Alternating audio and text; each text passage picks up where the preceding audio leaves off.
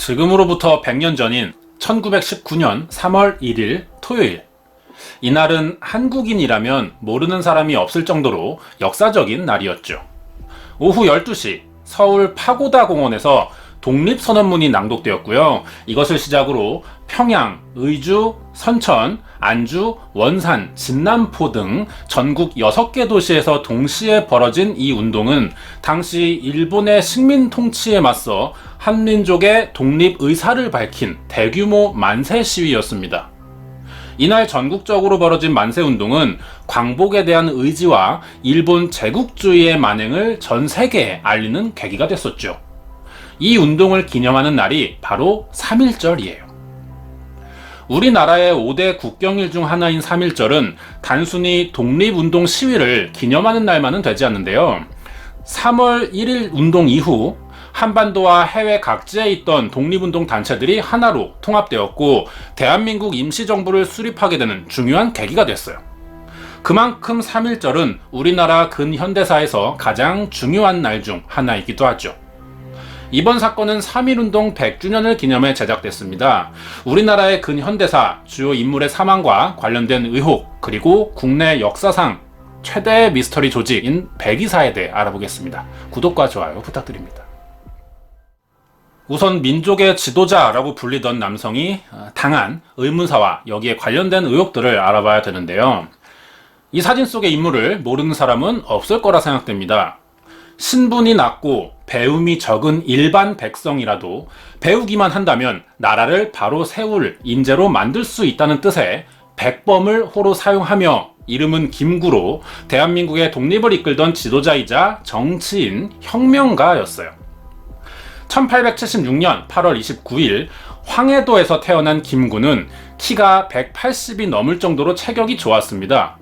1919년에 중국 상하이로 건너가 대한민국 임시정부 수립에 참여했고 1940년에는 임시정부 대표에 선출되었어요. 독립운동에 앞장선 사람이죠. 그리고 5년 뒤인 1945년 8월 15일 일본의 패망선언으로 우리나라는 일제에서 독립을 했고 국권을 되찾게 됐죠. 그 뒤로 3년간 전쟁과 일제 치하의 피해를 복구하며 대한민국이 독립된 자주국가로 거듭나기 위한 준비가 이뤄지고 있었어요.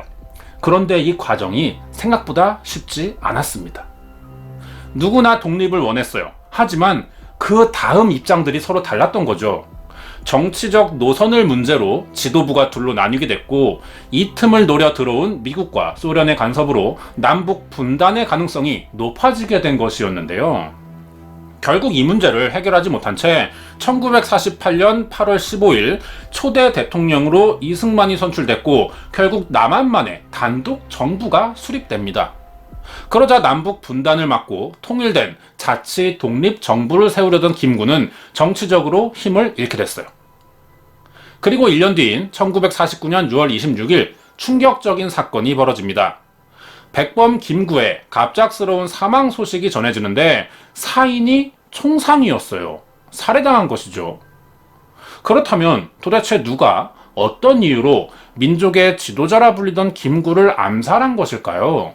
지금부터 그 범인과 배후에 대한 의혹들을 알아보겠습니다. 1949년 6월 26일 오후 현재 강북 삼성병원 부지 안에 있는 건물이고요. 서울시에서 문화재로 지정돼 있는 개인 사저에서 73살의 김구는 점심 식사를 한 후 서예를 하고 있었습니다. 그리고 이 집으로 의문의 남성이 나타났죠. 이 사람은 당시 육군 포병사령부 장교인 안두희라는 사람이에요. 이날 오후 김구를 만나 문안 인사를 드리고 싶다며 경교장을 찾아왔는데 당시 안두희도 김구가 이끌던 한국 독립당의 당원이었고 신분도 확실한 군인이었기 때문에 김구를 수행하던 비사들은 몸수색이나 아무런 경계 없이 서재로 안내합니다. 그리고 얼마 지나지 않아서 서재 안에서는 4발의 총성이 울리게 됐죠. 안두희가 권총으로 김구를 저격한 것인데 서재 앞을 지키고 있던 비서진도 안두희가 권총을 소지한 사실은 알고 있었어요. 하지만 군복을 입은 군인이었기 때문에 소지품을 압수하지 않았던 겁니다. 총소리에 비서들이 서둘러 서재로 달려왔지만 이미 김구는 사망한 상태였어요. 그리고 암살범이 안두희는 도망치다가 경교장 경비들에게 잡혀 헌병사령부의 체포로 조사를 받게 됐죠. 이 과정이 10분도 채 걸리지 않는 아주 짧은 시간에 일어난 일이었어요. 김구를 암살한 이유에 대해 묻자 백범이 남북 협상을 통해 정치 사회에 혼란을 주고 공산주의자들을 자극시키며 찬동시키는 범죄를 저질러 죽인 것으로 한국 독립당 당원으로서 김구와 의견 충돌을 벌이다 화가 나 우발적으로 총을 쏜 것이라는 진술을 합니다. 이 일로 안두희는 무기징역을 선고받고 육군 형무소에 수감됐어요. 그런데 최종 확정된 형은 15년이었습니다. 무슨 이유인지 알 수는 없지만 감형이 된 거예요. 백범 김구 암살 사건은 안두희 개인이 저지른 단독 범행으로 발표됐어요. 하지만 그 이후의 행적들을 보면 정말 안두희가 혼자 계획하고 저지른 것인지 의심되는 정황들이 있습니다. 사건이 반대 세력에 의해 계획됐다는 의혹인데요. 가장 강력하게 의심받고 있던 인물로는 놀랍게도 당시 대통령이었던 이승만이라는 주장이었죠. 김구와 이승만은 정치계의 가장 강력한 라이벌로 정치적 성향이나 노선이 확실히 달랐어요. 김구는 남북이 통일된 자주 독립정부를 세우려고 했지만 이승만은 그렇게 생각하지 않았던 겁니다. 당연히 정치적 라이벌이라는 이유 하나만 가지고 이승만이 안두희에게 김구 암살을 지시했다고는 볼 수 없어요. 하지만 문제는 안두희가 체포 이후에 보인 수상한 행동들입니다. 앞에서 말한 대로 현장에서 체포된 안두희는 첫 재판에서 무기징역을 선고받았고 육군 형무소에서 수감 생활을 시작해요. 그런데 3달 뒤에 열린 두 번째 재판에서 타당한 이유 없이 15년형으로 감형된 겁니다. 그리고 체포 이후 1년 뒤인 1950년에 6.25 전쟁이 발발하게 되죠. 그러자 전쟁 발발 이틀 만에 갑자기 형 집행정지 처분을 받고 군인으로 복귀했어요. 그 당시 안두희의 계급이 육군 소위였는데 아무리 전시 상황이라도 반드시 필요하거나 영향력이 발휘돼야 할 만한 위치의 계급이라고는 볼 수 없다는 것이죠. 심지어 복귀 7개월 만에 대위로 2단계나 진급했고요. 3년 뒤인 1953년 2월 15일에는 완전히 범죄자 신분이 복권되었을 뿐만 아니라 소령 예비역으로 편입됩니다. 정리해보면 김구라는 초대형 정치인을 암살하고 현장에서 붙잡힌 사람이 전과가 남지도 않은 채 다시 현역으로 복귀해서 3년 만에 3번이나 진급을 했다는 겁니다. 분명히 뭔가가 있다는 생각이 들 수밖에 없는 부분이죠. 전쟁이 끝났어요. 안두희는 군인을 그만두고 육군에 음식들을 납품하는 일을 하는데 이때 강원도 내에서 납세 금액 3위에 올랐을 정도로 큰 돈을 벌었습니다. 하지만 백범 씨의 진상규명위원회가 열리고 많은 사람들이 이 사건의 내막을 밝히려는 움직임이 보이자 여론의 압박으로 잠적 생활에 들어갔죠. 1961년에 딱 한 번 이 비밀이 풀릴 뻔했던 적도 있었어요. 진상규명위원회의 임원인 김용희라는 사람에게 안두희가 붙잡힌 것인데요. 당시 김용희는 안두희의 자백을 녹취하고 경찰에 넘기기까지 합니다. 재판에서 형을 다 받지 않았었기 때문에 당연히 체포될 수 있다고 생각한 것이죠. 하지만 경찰이 공소시효가 지났다는 이유로 안두희의 체포를 거절하고 풀어줬어요. 만약 안두희나 정부의 공식 발표대로 누군가의 계획이나 도움 없이 혼자 저지른 우발적 살인사건이었다면 그동안 일어난 일들을 어떻게 설명할 수 있겠냐는 겁니다. 타당한 이유 하나 없이 무기징역에서 15년형으로 감형된 것이나 군인으로 복귀해 소령까지 진급했고 군납사업으로 성공한 재력가가 된 데다 공소시효의 만료까지 전혀 타격을 받지 않았다는 거예요. 살인자가 개인의 힘만으로는 이렇게 될 수 없다는 생각이 충분히 들죠. 그렇기 때문에 많은 사람들은 거대 세력이 안두희 뒤에서 보호해주고 있을지도 모르는 의심들을 해왔던 겁니다. 이 의혹이 더 증폭된 것은 1992년 4월 12일 범행 43년 만에 안두희가 누군가가 시키는 대로 김구를 암살한 것뿐이라는 이야기를 하고 다니기 시작하면서였어요. 문제는 매번 이 말을 꺼낼 때마다 그 누군가라는 사람이 바뀌었다는 것이죠. 그동안 안두희는 김구 암살 사건의 배후로 전 육군 소장인 김창룡과 장상택 등 유명 정치인 4명 그리고 이승만 대통령과 미국까지 거론해왔어요. 하지만 자세한 증언을 할 때마다 수시로 내용이 바뀌었고 그동안의 말들을 철회하는 등 내용의 진위를 의심하게 만들었습니다. 그리고 결정적인 순간에는 증언을 거부했죠. 정확한 사실을 말하지 않았을 뿐이지 결국 뒤에 누군가가 있었다는 것은 분명해 보이는 부분이기도 합니다. 그 뒤로 다시 가명을 사용하면서 잠적 생활에 들어갔어요. 하지만 1996년 10월 23일 안두희라는 이름은 다시 한번 뉴스에 등장하는데요. 어떤 남성이 휘두른 둔기에 맞아 사망했다는 겁니다. 안두희를 살해한 사람은 당시 버스기사로 일하던 48살의 박기서라는 사람이었어요. 둥근 막대기에 정의봉이라는 글자를 새겼고 이것으로 안두희를 폭행해 사망에 이르게 하면서 징역 3년을 선고받았죠. 결국 당사자인 안두희가 사망하자 김구 암살 사건의 배우가 누구인지는 끝내 밝혀내지 못한 채 미스터리로 남게 됩니다.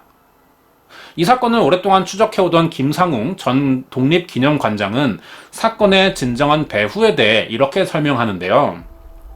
현재까지 추적자들과 연구가들에 의해 드러난 암살 사건의 배후로는 김창룡을 비롯한 군부 세력과 해방 이후 친일파 척결을 주장하던 김구에게 위협을 느꼈을 친일 세력, 그리고 김구와 정치 노선이 달랐던 단독 정부 추진 세력들로 확인되고 있으며 여기에 이승만의 단독 정부 수립을 반대하고 북한과의 대화를 바라는 김구의 정치 노선을 불편해하던 미국 정보기관의 개입도 있던 것으로 보인다. 여러 가지 정황들을 종합해 봤을 때 확실한 것 하나는 이승만의 명시적이거나 무시적인 승인이 있던 것은 분명하다. 한마디로 김구 암살 사건의 진짜 배우는 누구인지 이제 알 수 없지만 사건 자체는 아주 주도 면밀하게 계획되었고 준비돼 왔으며 안두희가 절대 개인적으로 저지른 것이 아니고 무엇보다 이승만의 승인이 있었기 때문에 이 모든 것들이 가능했을 것이라는 이야기였습니다. 이 외에도 다른 이야기가 하나 더 있어요. 김구 암살 사건의 또 다른 의혹으로는 안두희가 사실 백의사라고 불리는 미스터리한 테러 조직에 소속돼 있었고 암살 계획을 세운 배후도 백의사일 것이라는 주장인데요. 대표적인 인물로는 장군의 아들로 알려진 김두한도 백의사 소속이었다고 자신이 직접 밝혔습니다. 백의사는 대한민국 해방 이후인 1945년 11월에 만들어진 청년 조직으로 중국 국민당의 남의사라는 조직을 보고 만든 비밀 결사대예요. 광복 이후 수많은 정치인들을 암살하던 전문 테러 집단인데 염동진이라는 사람이 총사령관으로 있었다는 겁니다. 영화 암살 보셨죠? 여기서 이정재가 염석진이라는 인물로 나오는데 이게 염동진을 보고 만든 캐릭터였어요. 그리고 백의사의 조직원들은 군인, 해양경비대, 세관원, 경찰관, 소방관의 정부 부처 직원들, 그리고 정치인, 상인, 사업가, 밀수꾼, 농부까지 다양한 직업군으로 구성되어 있었고 그 정체도 절대 비밀이었기 때문에 같은 백의사 소속이라도 모든 조직원들을 전부 파악하기는 어려웠다고 하는데요. 백의사는 주로 우익 성향이나 중도 성향의 정치인들을 공격 대상으로 삼았고 테러를 벌였는데 백의사의 피해를 입은 대표적인 인물로는 여운형이 있습니다. 여운형은 3.1운동을 계획한 사람 중 한 명으로 조선 건국 동맹을 구성해 해외 독립운동 단체들과의 연합을 이끌었던 독립운동가였고요. 해방 이후 미국의 한반도 개입을 반대하고 자주적으로 국가를 건설해야 한다고 주장했던 중도 좌파 정치인이었는데 그럼 당연히 이승만과도 사이가 좋지 않았겠죠. 그리고 백의사 조직원의 총을 맞고 사망합니다. 전체적으로 김구와 상당히 비슷한 행보를 가지고 있어요. 그리고 김일성이 있죠. 백의사가 폭탄 테러를 했는데 소련의 장교가 몸으로 폭탄을 막아서 암살에는 실패합니다. 이 이야기를 하는 이유는 안두희가 백의사의 조직원이라는 이야기가 있기 때문이에요. 이런 의심으로 일부 사람들은 김구 암살의 배후로 백의사의 사령관인 염동진일 것이라고 지목한 적이 있었어요. 하지만 염동진은 한국전쟁 이후 행방불명돼서 생사를 알 수 없는 상황이었고 행적도 파악되지 않고 있었기 때문에 김구 암살에 염동진이 관련되어 있는지 여부는 밝혀진 것이 전혀 없는 상황입니다. 백이사라는 조직이 워낙에 광범위했고 비밀리에 결사된 탓에 이들의 정확한 신상이나 기록을 현재는 찾아볼 수가 없고요. 아직까지 미스터리로 남아있다는 부분들이죠. 준비한 내용은 여기까지입니다. 우리나라의 역사를 말한다는 것이 인터넷 방송을 하는 스트리머 입장에서 부담이 되는 게 사실인데요. 어떤 이야기를 해도 나와 생각이 다르면 편향적이거나 잘못된 생각을 가진 사람처럼 보이기 때문이죠. 당시 우리나라 상황이 크게 불안정하던 시기였어요. 그런데다 남아있는 충분한 역사적 자료나 근거가 부족하기 때문에 같은 사건이라도 보는 사람에 따라 의견이나 관점이 다양해질 수밖에 없다는 것이죠. 이번 백범 김구 암살 사건에 대한 의혹이나 백이사에 대한 이야기도 100% 사실이라고 단정 지을 수는 없는데요. 사실을 아는 게 물론 중요한 일이지만 사실인지 아닌지가 확실하지 않을 때 우리가 할 수 있는 방법은 이것에 대한 이야기를 계속 하는 것이고 공유하는 것이라고 생각합니다. 그러다 보면 사실들만이 남아서 전체적인 퍼즐이 맞춰질 거라는 생각이 들었어요. 끝으로 다음 주 예고하면서 마치겠습니다. 그동안 해외 사건들을 많이 다뤘었는데 오랜만에 한국에서 벌어진 사건을 한번 준비해 보겠습니다. 몇 년 전에 국내 연예계를 아주 발칵 뒤집어 놓은 약물 하나가 있었어요. 프로포폴인데요. 우유주사라고도 불리죠. 이게 수면 내시경이나 성형수술에서 자주 쓰이던 정맥막취제예요. 약이라는 것은 기본적으로 독성을 가지고 있어요, 모두. 그렇기 때문에 이 독을 적절하게 사용하면 부족한 신체 기능을 끌어올릴 수가 있는 겁니다. 하지만 필요 이상의 약을 사용하면 부작용이 생겨요. 이 현상을 중독이라고 부릅니다. 그리고 현재 이 약은 죽음의 약물로 불리고 있죠. 어쩌다가 이렇게 됐을까요? 분명히 어떤 사건들이 있었던 것 같죠. 다음 주에는 2012년 여름 어느 여성을 죽음으로 몰고 간 프로포폴이라는 약물과 사건에 관련되어 있는 한 산부인과 의사에 대해서 알아보도록 하겠습니다.